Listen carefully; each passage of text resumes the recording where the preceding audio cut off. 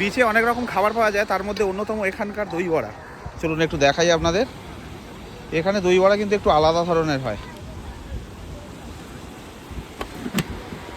বড়া সামনে থেকে দেখাই দাদা। এটা কি আছে গো দাদা? ঘুগনি। ঘুগনি, বড়ার ওপর ঘুগনি। আর এটা আলুর দম। এটা আলুর তরকারি আছে, একটা আলুর দম বলা চলে, ঝোল ঝোল আর কি। এই হচ্ছে দাদার সেট আপ, বিচে পেয়ে যাবেন। এটা কি দিলে? পাঁপড়? ও, ঝুড়ি ভাজা।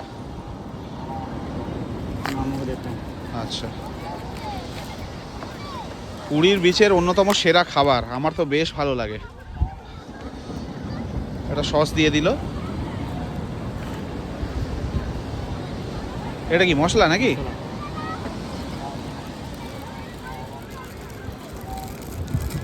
সেট আপ তো বিশাল ভারী। হ্যাঁ, এটা দই।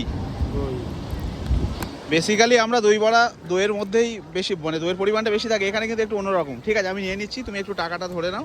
বাঁতে দিলাম, কিছু মনে করো না।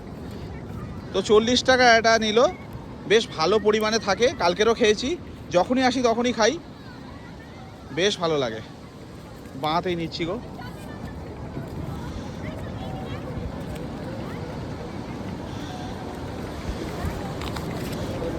কতক্ষণ বিক্রি করো? 30 আছে। ও 30-40 মানে সব। আর কতক্ষণ ধরে বিক্রি হয়ে যায় তোমার সব? মোটামুটি সারা দিন লাগে নাকি? 4টা বাজে। 4টে? এই বাবা, এইটা পড়ে। তো এই হচ্ছে দই বড়া, 30-40 টাকা থেকে শুরু, 20 টাকারও আছে বললো।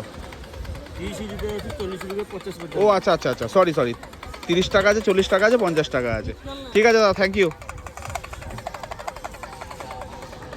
তো পুরীর বিচের অনবদ্য একটি খাবার দই বড়া, কিন্তু দইয়ের পরিমাণ কম থাকে, কিন্তু খেতে বেশ ভালো লাগে। তো চলুন, এ নাও, একটু পড়ে গেছে। হ্যাঁ ঠিক আছে, এটা টেস্টই আলাদা। ডোডো, এটা তোমার খাওয়ার জন্য না। খেয়ে দেখো, খেয়ে দেখো, খেয়ে দেখো।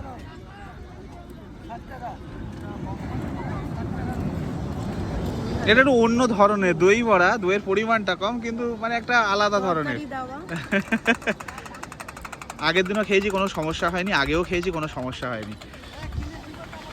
এরকম স্টল ঘুরে বেড়ায়, শুধুমাত্র দই বড়া না, মিষ্টি থেকে শুরু করে মদনমোহন, এগুলো যেগুলো বিখ্যাত খাবার এখানকার মিষ্টি, সেগুলোও পাবেন। আর অনেক রকম অপশান থাকে।